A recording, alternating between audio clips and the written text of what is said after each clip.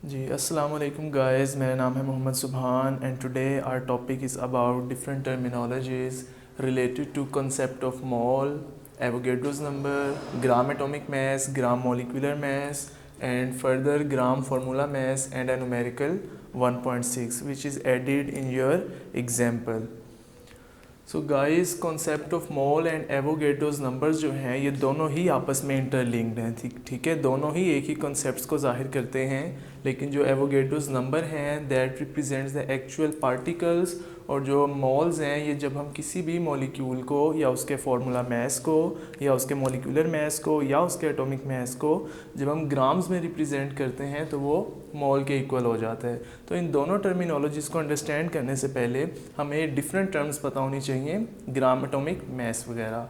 तो पहले हम इनको डिस्कस कर लेते हैं। तो बुक में तीनों टर्मिनोलॉजीज़ वहाँ पे मेंशन है, तो वहाँ से भी आप हेल्प लीजिएगा। तो ग्राम एटॉमिक मास को सबसे पहले हम डिस्कस करते हैं।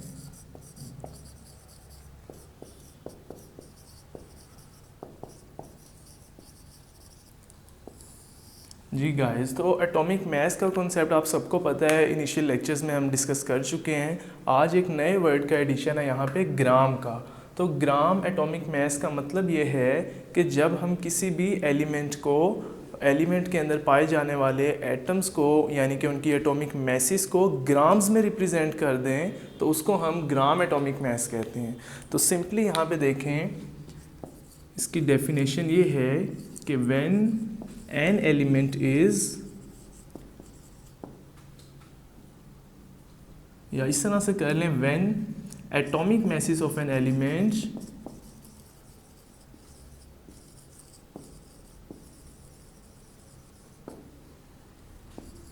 is expressed in grams, it is called gram atomic mass। अच्छा जी, उर्दू में इसको अंडरस्टैंड करें ज़रा। कोई भी हमारे पास जो एलिमेंट है, जब हम उसके एटॉमिक मैसेस को उसके एटॉमिक मैसेस को ग्राम्स में रिप्रेजेंट कर देते हैं तो वो ग्राम एटॉमिक मास कहलाता है। तो इसकी एग्जांपल देखें, आपको क्लियर होगा। हमारे पास एक एलिमेंट है, लेट्स सपोज कार्बन। ठीक है जी, तो अब जो कार्बन है हमने क्या मेंशन क्या करना है, काउंट क्या करना है इसके एटॉमिक मैसेस को। तो जो कार्बन का एटॉमिक मास है गाइस वो है हमारे पास 12।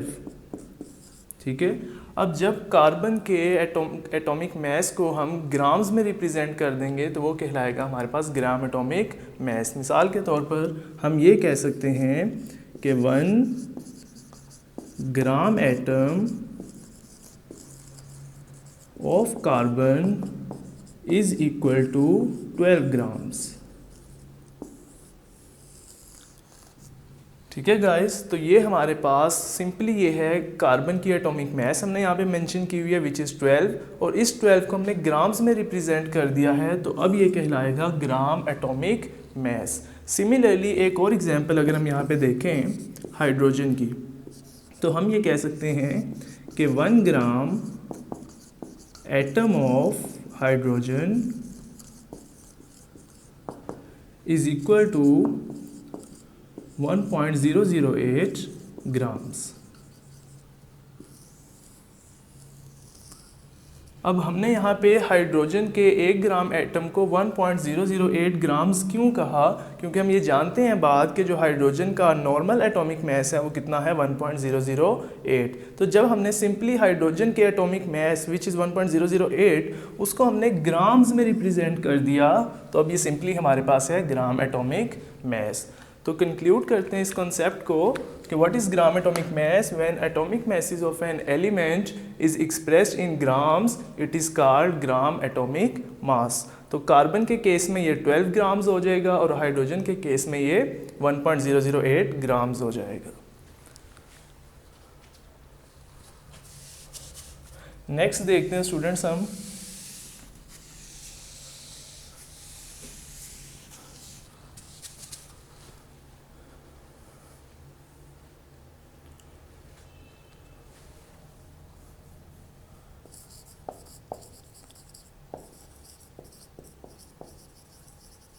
नेक्स्ट है हमारे पास ग्राम मॉलिक्यूलर मैस। तो सारी डेफिनेशन गाइस वही रहेगी, सिर्फ आप यहाँ पे एटॉमिक मैसेस को रिमूव कर दें। चूंकि ये हमारे पास ग्राम मॉलिक्यूलर मैस है तो यहाँ पे हम क्या कर देंगे, when molecular mass of an element, तो यहाँ से पहले एलिमेंट था, अब यहाँ से एलिमेंट हटा के आप कंपाउंड कर दें। तो when molecular mass of a compound is expressed in grams, it is called gram molecular mass। तो जब भी किसी भी हम मॉलिक्यूल को या कंपाउंड के मॉलिक्यूलर मैस को ग्राम्स में जाहिर कर दें तो हमारे पास ग्राम मॉलिक्यूलर मैस होता है। तो इसकी एग्जांपल देखते हैं हम। इसकी एग्जांपल में हमें कोई भी कंपाउंड सेलेक्ट करना पड़ेगा। तो कंपाउंड में आप वाटर ले लें, ठीक है जी। तो वाटर जो है दैट इज़ H2O। तो H2O एक कंपाउंड है, तो इसके केस में हमें क्या करना पड़ेगा, हम इसके एग्जांपल में ये कह सकते हैं कि 1 gram molecule of water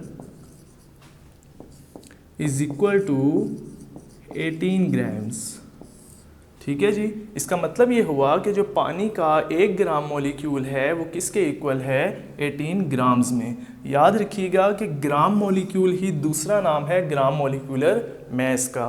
gram molecular mess को हम दूसरे वे में भी डिस्कस कर सकते हैं, विच इज़ ग्राम मॉलिक्यूल। ठीक है। तो इस बात का मतलब ये है कि पानी के अगर हमारे पास एक मॉलिक्यूल है, एक कंपाउंड है, तो उसका जो 1 ग्राम मॉलिक्यूल है वो 18 ग्राम्स के इक्वल होगा। अब देखते हैं अभी ये 3 ग्राम्स के इक्वल क्यों है ये, तो इसको थोड़ा सा इलेबोरेट कर लें। ये है हमारे पास H2O। तो बात हमने किसकी करनी है, हमने इनकी एटॉमिक मैसेस की बात करनी है। ठीक है। तो एटॉमिक मैसेस की अगर हम बात करें तो जो हाइड्रोजन का एटॉमिक मैस है वो है 1.008। तो कितने हाइड्रोजन है यहाँ पे, 2 हाइड्रोजन है, तो इसको 2 से मल्टीप्लाई कर देंगे। उसके बाद ऑक्सीजन है, प्लस कर दें। ऑक्सीजन का क्या है, where there is nothing there is 1। तो ऑक्सीजन के केस में यहाँ पे कितने हैं, एक एटम है ऑक्सीजन के केस में, और ऑक्सीजन का एटॉमिक मैस है हमारे पास 16। तो 16 1s are 16 plus 2 1s are 2, तो ये अप्रोक्सीमेटली 2 ही बन जाएगा। तो 2 + 16 इज इक्वल टू 18। ठीक है जी।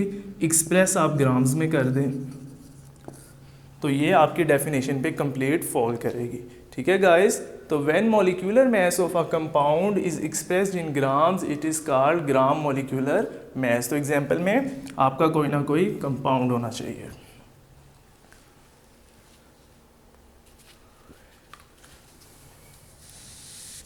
इसकी एक और एग्जांपल ले लें स्टूडेंट्स ताकि आपको क्लियर हो जाए। तो कंपाउंड होना चाहिए, तो कंपाउंड में हम देख लेते हैं H2SO4 देख लें। ठीक है। तो अब वो H2SO4 के केस में कहते हैं कि 1 gram molecule of sulphuric acid,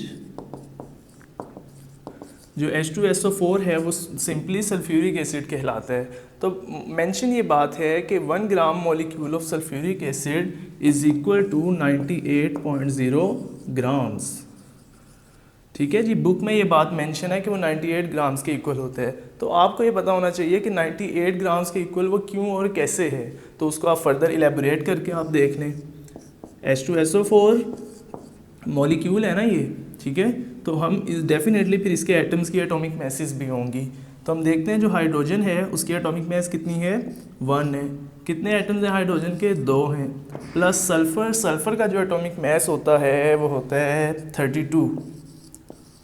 ठीक है। तो सल्फ़र का एक एटम है तो यहाँ पे 32 के साथ 1 ही आएगा। उसके बाद ऑक्सीजन के 4 एटम्स हैं और ऑक्सीजन के एक एटम की जो एटॉमिक मैस है वो है हमारे पास 16। तो इसको सम अप कर लें, 2 1s are 2 plus 32 1s are 32 plus 16 4s are 64।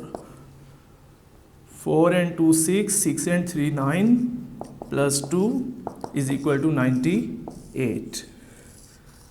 ले गाइस, तो रिप्रेजेंट किस में करना है हमने, ग्राम्स में। तो इस तरह से प्रूफ ये हो जाता है कि कंपाउंड जो भी है उसके आपने एटॉमिक मैसेस को सम अप करना है और आखिर में रिप्रेजेंट कर देना ग्राम्स में, तो वो आपका बन जाएगा ग्राम molecular mass.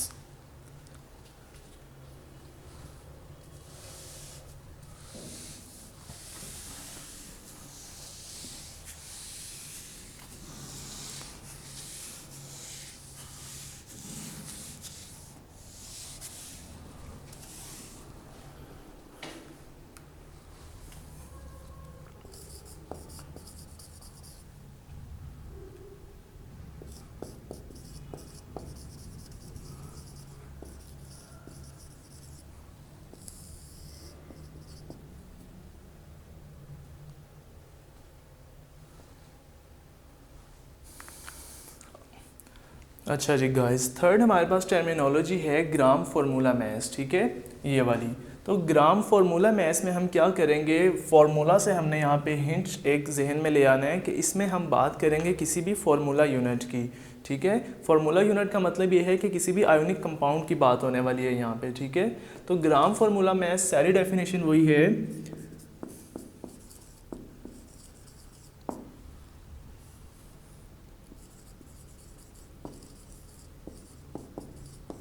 it is the sum of atomic masses of all atoms present in a formula unit, ठीक है। आगे हल्का सा मेंशन कर दीजिएगा ऑफ एन आयोनिक कंपाउंड, पीछे जनरल कंपाउंड से यहाँ पे आयोनिक कंपाउंड्स होंगे, ठीक है। तो ये वाली डेफिनेशन थोड़ी सी ट्रिकी है स्टूडेंट्स, इसमें जो मिस्टेक ना कीजिएगा, नॉर्मल कंपाउंड नहीं मेंशन करना, आपने एग्जैक्ट उसको बताना है कि जो फार्मूला ग्राम फार्मूला मैस है उसके अंदर जब भी हम डेफिनेशन मेंशन करेंगे, राइट करेंगे, तो आपने बताना है कि ये आयोनिक कंपाउंड के केस में होता है, ठीक है, और या फार्मूला यूनिट के केस में होता है, ठीक है।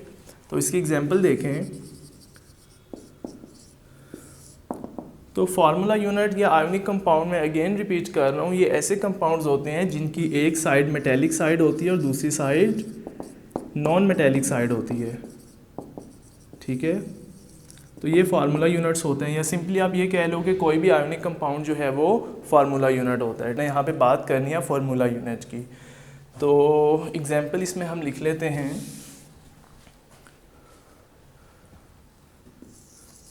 कैल्शियम कार्बोनेट की, ठीक है।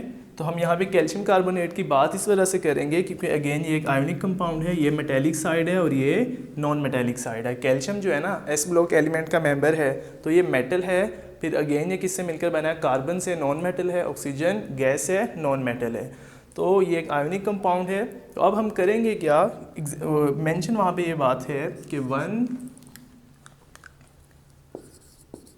ग्राम फार्मूला मैस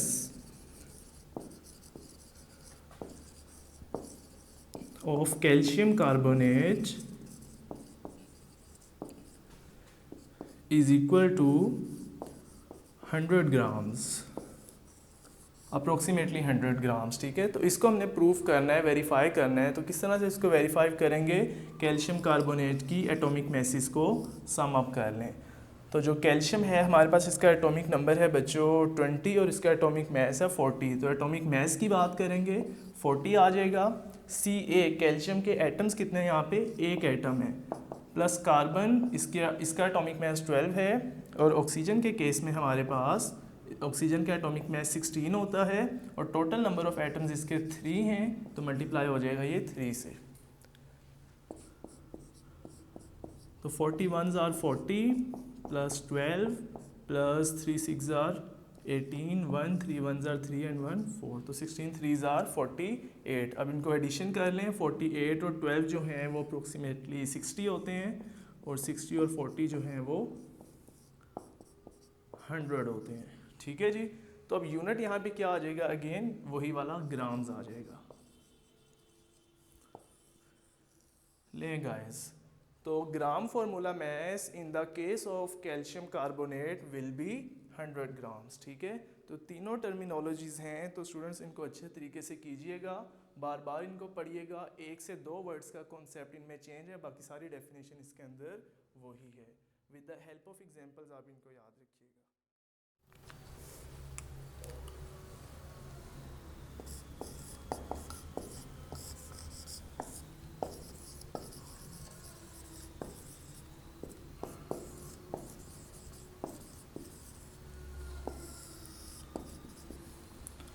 अच्छा जी गाइस, नेक्स्ट हमारा टॉपिक है एवोगैड्रो नंबर का कॉन्सेप्ट हमने डिस्कस करना है।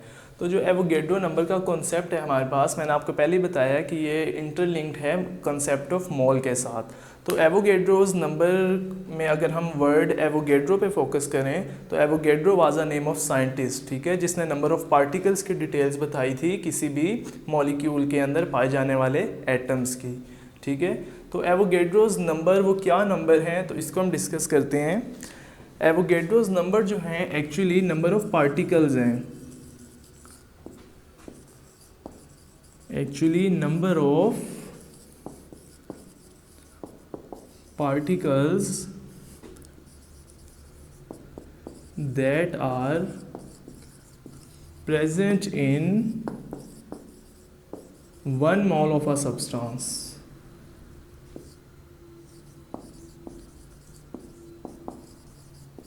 लें जी, तो दो चीज़ें इसमें भी कि पहला जो एवोगैड्रो नंबर है उसमें कॉन्सेप्ट है नंबर ऑफ पार्टिकल्स का, ज़र्रात का, छोटे छोटे पीसीस का, कि ये असल में नंबर ऑफ पार्टिकल्स हैं। तो कौन से पार्टिकल्स हैं, कहाँ पे पाए जाते हैं ये, किसी भी सब्सटेंस के 1 मोल के अंदर, ठीक है गाइस। तो किसी भी सब्सटेंस के 1 मोल के अंदर जितने पार्टिकल्स पाए जाते हैं उनको हम क्या कह देते हैं, एवोगैड्रोज नंबर।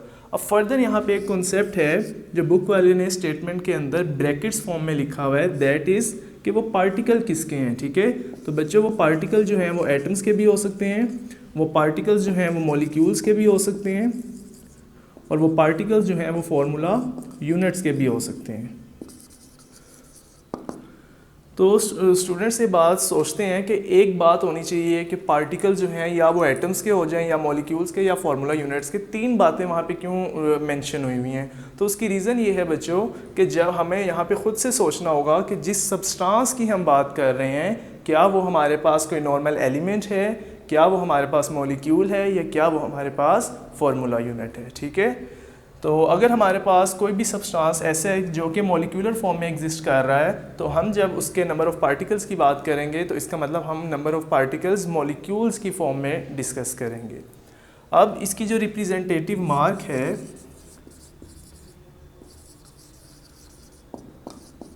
एवोगैड्रो का, दैट इज सिंपली Na।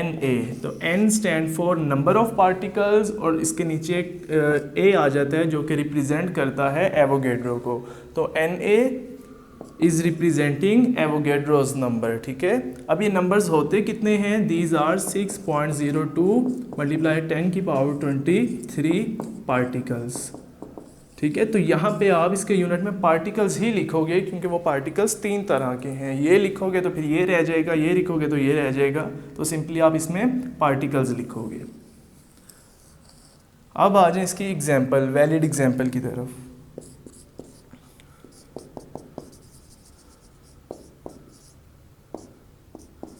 अच्छा जी, इसकी एग्जांपल में गाइस बुक में ये बात मेंशन है कि 1 gram atom of carbon is equal to 12 grams, and which is further is equal to 6.02 multiplied by 10 की पावर 23 particles, ठीक है जी। तो इस बात को ज़रा अच्छे से अंडरस्टैंड करें कि अगर हमारे पास कार्बन का 1 ग्राम एटम है तो उसके अंदर 12 ग्राम्स होंगे कार्बन के, या इनडायरेक्टली उसमें एक और कॉन्सेप्ट है कि उसके अंदर 6.02 10 की पावर 23 पार्टिकल्स होंगे कार्बन के। अब यहाँ पे बात देखने वाली ये है कि पार्टिकल से मुराद क्या है। तो यहाँ पे इस केस में पार्टिकल से मुराद ये है कि नंबर ऑफ एटम्स, ठीक है। अब हमें कैसे पता लगता है कि ये नंबर ऑफ़ एटम्स हैं, पार्टिकल से मुराद नंबर ऑफ़ एटम्स हैं। हमने ख़ुद देखना है कि हम बात किसकी कर रहे हैं। तो हम बात कर रहे हैं नॉर्मली कार्बन की। तो कार्बन इटसेल्फ अकेला है, अकेला एलिमेंटल फॉर्म में है, तो लिहाजा एलिमेंट के अंदर एटम्स होते हैं, ठीक है गाइस। तो ये है हमारे पास नॉर्मल इसकी एग्जांपल।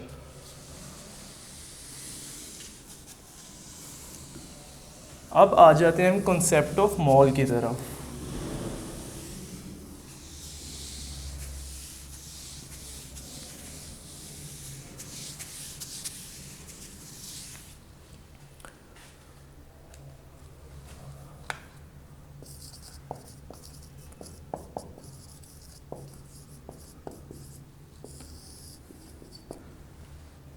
अच्छा जी गाइस, अब हम मूव करते हैं कंसेप्ट ऑफ मॉल की तरफ। तो जो मॉल है, कंसेप्ट ऑफ मॉल से मुराद सिंपली ये है,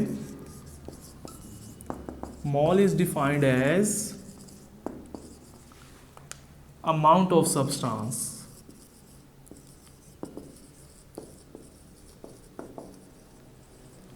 ठीक है, आप फिजिक्स के अंदर जो है डिफरेंट टर्मिनोलॉजीज के जब यूनिट्स पढ़ते हैं तो वहाँ पे आपने एक यूनिट पढ़ा हुआ है कि अमाउंट ऑफ सब्सटेंस के लिए हम यूनिट यूज़ करते हैं मोल का। तो ये वही अमाउंट ऑफ सब्सटेंस है कि mole is defined as amount of substance which contains 6.02 multiply by 10 की power 23 number of particles in it is called mole. ठीक है जी। अब बुक में इसकी दो डेफिनेशंस मेंशन है, तो दोनों यहाँ पे हम डिस्कस कर लेते हैं, जौन सी आपको अच्छी लगे लिख लीजिएगा। दूसरी इसकी डेफिनेशन है क्वांटिटेटिव डेफिनेशन ऑफ मोल। तो उसमें वो ये कहता है कि mole when atomic masses, molecular masses and या और फॉर्मूला मैसेज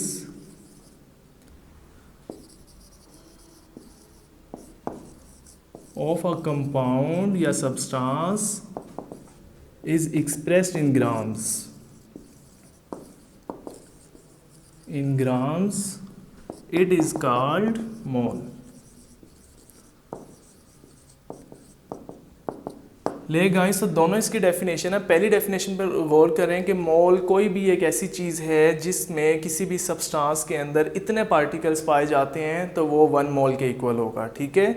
दूसरी मोल की डेफिनेशन ये है कि व्हेन एटॉमिक मैसेज, जब कोई भी एटॉमिक मैसेज, मॉलिक्यूलर मैसेज या फॉर्मूला मैसेज को हम एक्सप्रेस कर देते हैं ग्राम्स के अंदर तो सिंपली वो मोल के इक्वल बन जाता है। ठीक है। अब इसकी भी रिप्रेजेंटेटिव मार्क है, दैट इज़ मोल। तो इसकी representation simply mole which is in small letters. ठीक है। तो m छोटा, o छोटा और l छोटा। ठीक है जी। अब इसका एक फॉर्मूला भी है कि हम नंबर ऑफ मोल्स किसी भी कंपाउंड के निकाल भी सकते हैं। तो इसका एक मैथमेटिकल फॉर्मूला है which is number of moles is equal to known mass of substance divided by its molar mass। ठीक है गाइस। अब इस फॉर्मूले को समझाने के लिए हम एक एग्जांपल भी डिस्कस करने वाले हैं, तो आपको सारा कुछ उसमें क्लियर हो जाएगा। ठीक है।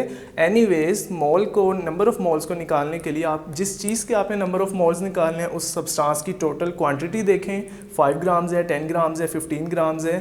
ठीक है। और उसको डिवाइड कर दें उसकी मोलर मैस से। तो मोलर मैस निकालने का तरीका वही था कि जिस कंपाउंड का, जिस सब्सटेंस का आपने नंबर ऑफ मोल्स निकालने हैं उसके अंदर पाए जाने वाले एटम्स की एटॉमिक मैसेज को इंडिविजुअली काउंट करें और ऐड कर दें। ठीक है। तो इतनी मुश्किल बात नहीं है, अभी हम एग्जांपल में इसको समझ लेते हैं। ठीक है गाइस। तो ये है हमारे पास मोल। तो इसकी एग्जांपल देखे बगैर ये क्लियर नहीं होगा। इसकी एग्जांपल देखें, हमारे पास था, सिंपल हम हाइड्रोजन की बात करते हैं। जो हमारे पास हाइड्रोजन का 1 ग्राम एटम था, 1 ग्राम एटम ऑफ हाइड्रोजन, ये कितना था अभी हमने डिस्कस किया था, वो कितना था 1.008 ग्राम्स। यही डिस्कस किया था ना हमने कि ग्राम एटम जो है हाइड्रोजन के केस में वो 1.008 ग्राम्स है। तो अब यहाँ पे ये 1.008 जो ग्राम्स में ऑलरेडी एक्सप्रेस्ड है, तो डेफिनेशन भी यही कह रही है कि जब वो ग्राम्स में एक्सप्रेस्ड हो, ठीक है, तो वही हमारे पास 1 मोल के इक्वल होगा। ठीक है जी। तो हाइड्रोजन के केस में 1 मोल क्वांटिटी कितनी होगी, तो हाइड्रोजन के केस में 1 ग्राम हाइड्रोजन जो है वही 1 मोल के इक्वल होगा। इसी तरह कार्बन के केस में गाइस, कार्बन के केस में इसका जो ग्राम एटॉमिक मैस था हमारे पास वो 12 ग्राम था, तो वही होगा हमारे पास 1 मोल के इक्वल। ठीक है जी। पानी के केस में H2O है, तो H2O का जो मॉलिक्यूलर मैस है, ग्राम मॉलिक्यूलर मैस है, वो 18 ग्राम है। उसी 18 को हमने जब ग्राम्स में रिप्रेजेंट कर दिया 18G, तो वो हमारे पास 1 मोल के इक्वल हो जाएगा। ठीक है। तो 18 2 ज़ार 36, पानी का अगर हमारे पास 36 ग्राम्स हैं तो इसका मतलब हमारे पास पानी के 2 मोल्स हैं। लें गाइस, ये हैं जिनकी एग्जांपल। तो एवोगेड्रो और नंबर ऑफ़ मोल्स दोनों असल में एक ही चीज़ हैं, ठीक है। लेकिन जो एवोगेड्रोज हैं वो नंबर ऑफ़ पार्टिकल्स को एग्जैक्ट बता देते हैं, ठीक है, कि वो 6.02 × 10⁻23 हैं, और मोल्स के अंदर हम उसको ग्राम्स में रिप्रेजेंट कर देते हैं। तो जब बात आती है सिस्टम इंटरनेशनल में अमाउंट ऑफ सब्सटेंस को मेजर करने की, तो वो मोस्ट प्रोमिनेंटली बच्चों हमारे पास मोल ही है। तो आपको भी ज़्यादातर जो टर्मिनोलॉजी है वो नंबर ऑफ़ मोल्स ही नज़र आएगी। जी गाइस, अब आ जाएँ एग्जाम्पल नंबर 1.6 की तरफ, ठीक है। तो इसकी पहले इंपॉर्टेंस समझ लें स्टूडेंट्स। गाइस, इसकी इंपॉर्टेंस ये है कि फॉर एग्जांपल लेट्स सपोज कोई बंदा है आपके पास, कोई भी पर्सन, आपका क्लास फेलो या कोई भी आपके टीचर हैं, वो आपको आके कह देते हैं कि गाइस हमारे पास एक छोटी सी बोतल है, उसके अंदर 6 ग्राम्स आपके पास वाटर पड़ा हुआ है, तो हमें इस 6 ग्राम पानी के अंदर नंबर ऑफ़ मोल्स निकाल के बताएं, नंबर ऑफ़ एटम्स निकाल के बताएं, नंबर ऑफ़ मॉलिक्यूल्स निकाल कर बताएं। तो what will be the method? इसके लिए हम क्या तरीक़ेकार इस्तेमाल करेंगे कि हम इन तमाम जो टर्मिनोलॉजीज़ हैं, इन तमाम चीज़ों को फाइंड आउट कर सकें। तो इसके लिए बुक में 2-3 एग्जांपल्स हैं, जिनमें से सबसे बेहतरीन एग्जांपल 1.6 है, क्योंकि ये एक ही एग्जांपल्स जो है वो तीनों चीज़ों को कवर कर देती है। मसलन नंबर ऑफ़ मोल्स भी कवर करवाएगी, नंबर ऑफ़ मॉलिक्यूल्स भी आपको निकालना बताएगी, और नंबर ऑफ़ एटम्स भी फाइंड करने का तरीका आपको बताएगी। तो हम सबसे पहले देखते हैं कि उसने पूछा क्या है। तो he says calculate number of moles, number of molecules and number of atoms in 6 grams of water. तो गाइस, अब ये तीनों चीज़ें जो हैं वो एक दूसरे से इंटर रिलेट है। मिसाल के तौर पर आपको सबसे पहले नंबर ऑफ़ मोल्स निकालने पड़ेंगे, ठीक है। नंबर ऑफ़ मोल्स निकालेंगे, फिर आप नंबर ऑफ़ मॉलिक्यूल्स, और फिर आप नंबर ऑफ़ एटम्स निकालेंगे, ठीक है। तो सबसे पहले हमें नंबर ऑफ़ मोल्स निकालने का तरीक़ेकार पता होना चाहिए। तो हमने अपने प्रीवियस लेक्चर में भी देखा है कि जो नंबर ऑफ़ मोल्स हैं उनका फॉर्मूला ये है, number of moles are equal to total mass divided by molar mass of substance, ठीक है। तो अब यहाँ पे हम देखेंगे कि नंबर ऑफ़ मोल्स निकालने के लिए हम टोटल मास कितने हैं, ठीक है। तो टोटल मास हमारे पास 6 ग्राम्स है, ठीक है। हमारे पास 6 ग्राम पानी है, तो 6 ग्राम्स आर ऑफ वाटर। और मोलर मास की अगर हम बात करें तो मोलर मास पानी का हमें फाइंड आउट करना पड़ेगा। तो H2O है, इसका मोलर मास कितना होगा, हाइड्रोजन की एटॉमिक मास और फिर ऑक्सीजन की एटॉमिक मास। तो हाइड्रोजन की एटॉमिक मास हमारे पास 1 है, 2 एटम्स हैं तो 2 हो जाएंगे, प्लस ऑक्सीजन 1 है, तो ऑक्सीजन का जो एटॉमिक मास है हमारे पास वो सिंपली 16 है, और ऑक्सीजन का एक एटम है हमारे पास। तो 1 2 ज़ार 2 प्लस 16 1 ज़ार 16, 2 प्लस 18 इज़ इक्वल टू 16 1 ज़ार 16, sorry 2 plus 16 is equal to 18। तो जो हमारे पास वाटर है उसका जो हमारे पास मोलर मास है वो 18 है। तो फार्मूला हम अप्लाई करेंगे, 6 और 18 जो हैं वो आपस में डिवाइड हो जाएंगे, 6 1 ज़ार 6 एंड 6 3 ज़ार 18। तो जो आंसर है हमारे पास वो आ जाएगा 1/3। इस 1/3 को गाइस अगर हम मज़ीद इलेबोरेट करें तो 1/3 जो है वो इज़ इक्वल टू हो जाएगा 0.33। अब हमने यहाँ पे यूनिट लगाना है, तो यूनिट हम क्या लगाएंगे, डेफिनेटली कि हम चीज़ क्या फाइंड आउट कर रहे हैं। तो हम यहाँ पे number of moles find out कर रहे हैं, तो 0.33 जो है वो हमारे पास नंबर ऑफ़ मोल्स होंगे।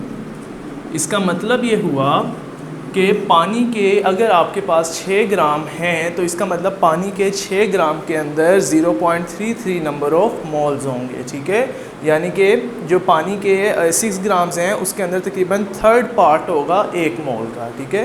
तो ये हमारे पास इसका सिंपली फार्मूला है। आप किसी भी चीज़ के number of moles find out करने ये फार्मूला लगेगा, गिवन मास या total mass of a substance divided by it's molar mass, ठीक है। तो सिर्फ मोलर मास में थोड़ा सा इशू हो सकता है आपको, वो भी आप सिर्फ उन एटम्स की एटॉमिक मासेस याद कर लीजिए। सेकंड पोर्शन हमारे पास आ जाता है number of molecules.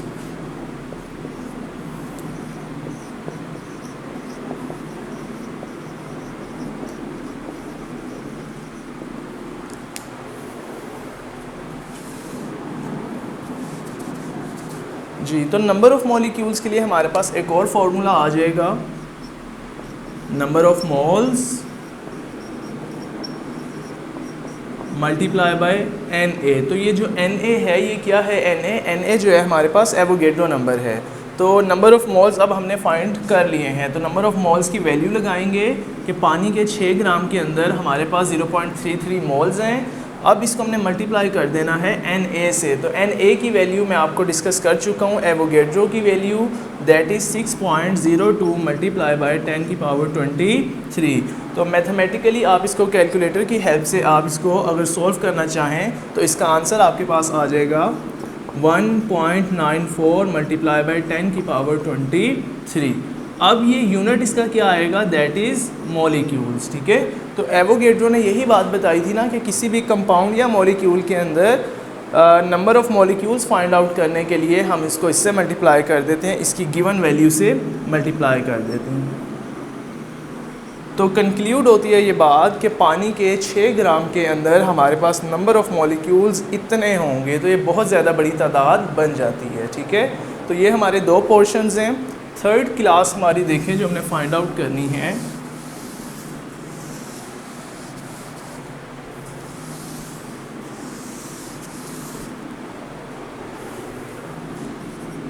That is number of atoms.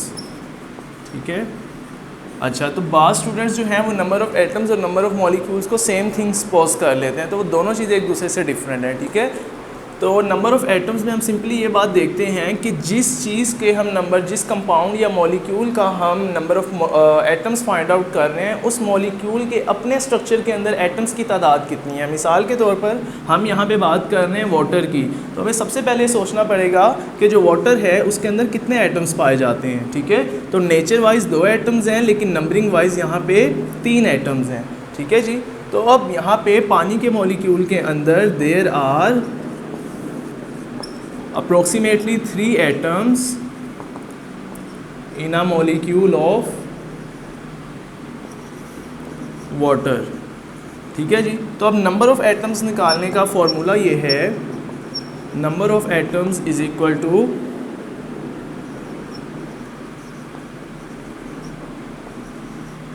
Counting of atoms in a molecule multiply by number of molecules. ठीक है जी, तो नंबर ऑफ़ मॉलिक्यूल्स की वैल्यू हम निकाल चुके हैं, दैट वाज 1.94 मल्टीप्लाई बाय 10 की पावर 23। तो इसको हम मल्टीप्लाई कर देंगे exact counting of atoms present in water molecule. तो एटम्स कितने पाए जाते हैं उसके अंदर, 3 पाए जाते हैं। तो अब इस 3 को आप मल्टीप्लाई कर दें नंबर ऑफ़ मॉलिक्यूल से, तो 3 मल्टीप्लाई बाय 1.94 मल्टीप्लाई 10 की power 23 is equal to 5.94 multiply by 10 की पावर 23 एटम्स।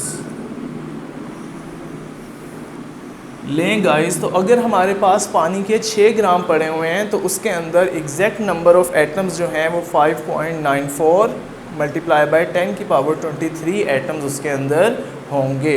तो हमें ये पता ये लगा कि जो तीनों टर्मिनोलॉजीज़ हैं वो एक दूसरे से इंटरलिंक्ड हैं। It will be quite difficult for you कि आप पहले से ही इस वैल्यू को देख के डायरेक्ट नंबर ऑफ़ एटम्स निकाल लें। तो आसान इसका तरीका ये है कि सबसे पहले नंबर ऑफ़ मोल्स निकालें, ठीक है, फिर आप नंबर ऑफ़ मॉलिक्यूल्स निकालें और फिर आप नंबर ऑफ़ एटम्स निकालें। ठीक है गाइस, तो ये एग्जांपल 1.6 है जो बुक के अंदर तीनों एग्जांपल में सबसे ज़्यादा बेहतरीन है। तो बाकी जो कुछ फाइंडिंग्स हैं वो हम एक्सरसाइज के शॉर्ट क्वेश्चन में डिस्कस करेंगे। तो आज के लिए बच्चों इतना ही, तो अगले लेक्चर में हम इसकी एक्सरसाइज डिस्कस करते हैं। तो take care of yourselves, अल्लाह हाफ़िज़।